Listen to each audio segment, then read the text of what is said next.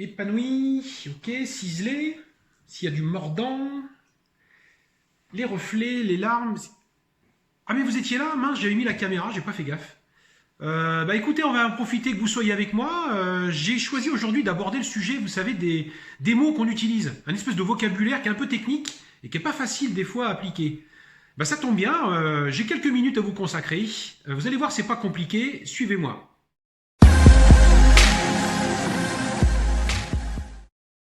Commençons déjà par le vocabulaire qui est utilisé lors de l'examen visuel.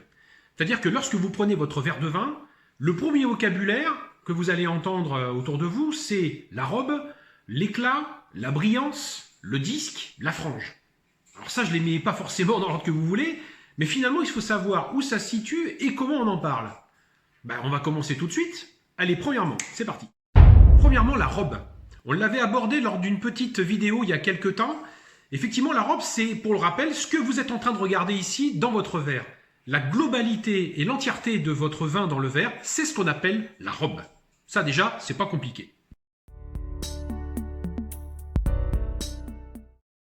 Ce qu'on appelle le disque, tout simplement, c'est cette surface que vous voyez ici, là.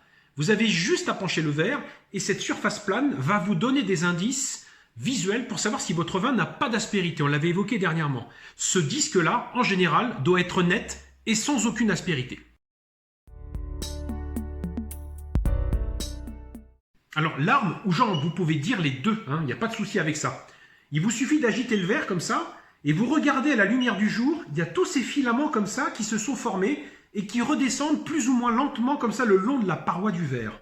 Il faut tout simplement savoir que plus vous avez de larmes et plus elles sont épaisses, plus votre vin sera riche. A contrario, moins vous en avez et plus c'est aqueux, plus votre vin sera léger.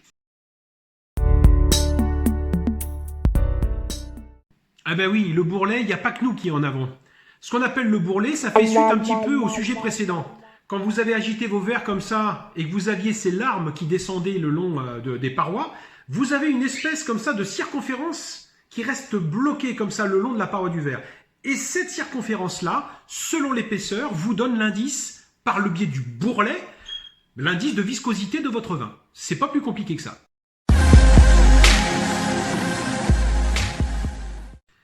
Ce qu'il faut savoir aussi, c'est que la plupart du vocabulaire que l'on utilise lors de l'olfaction gravite autour du fameux bouquet. Le bouquet, lui, c'est en fait le sujet révélateur. C'est la pierre angulaire de votre examen olfactif et c'est lui qui va vous donner la possibilité d'interagir et de trouver plus ou moins, sur une échelle comme ça, le mot juste.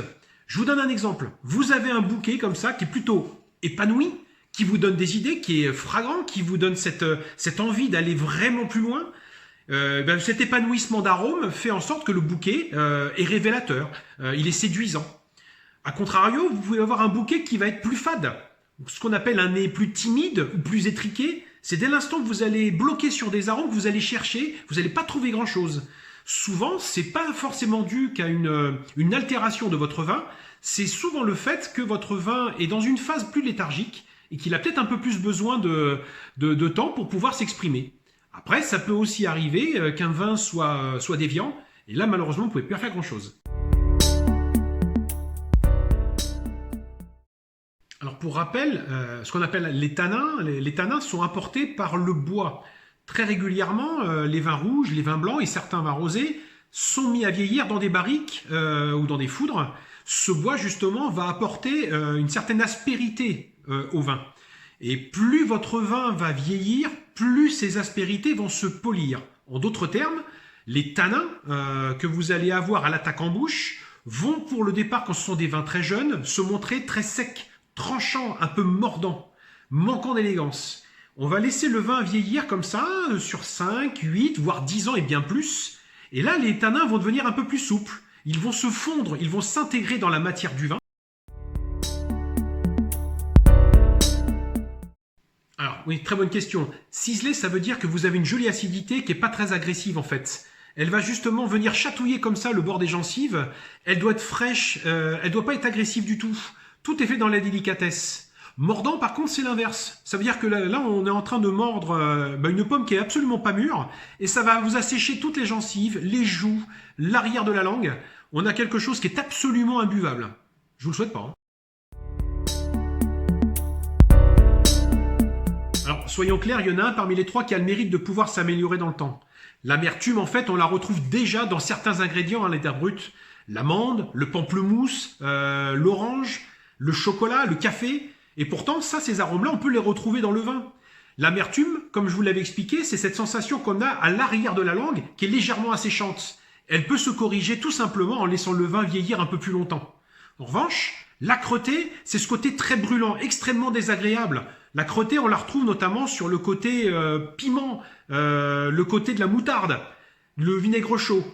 Ça, dans un vin, c'est même pas la peine d'y penser. L'âpreté, c'est le côté, cette fois-ci, un peu plus vert du fruit. La noix verte, la pomme qui n'est pas encore tombée de l'arbre, ce côté extrêmement acidulé, très dérangeant et qui a aucun intérêt. Donc bien faire le distinguo entre les trois. Maintenant que je vous ai expliqué ça, je pense que vous ne tombez plus dans le piège. En fait, un vin tendu, c'est un vin blanc qui voit sa colonne vertébrale plus articulée autour de l'acidité que de l'alcool. Je vous donne des exemples. Un bon Sancerre, un Pouilly fumé, un Riesling, un Chablis vont vous donner justement ce côté un peu acidulé, un peu croquant. Un vin tendu, c'est un vin qui est tout en verticalité. On imagine une espèce de fil comme ça qu'on commence à tendre et qu'on va tirer vers le haut. Cette acidité qui se doit d'être quand même croquante, gourmande, on a l'impression de croquer un fruit à jus. La tension, justement, c'est ça. C'est cette manière de parler d'une belle harmonie autour de l'acidité et de la fraîcheur du vin.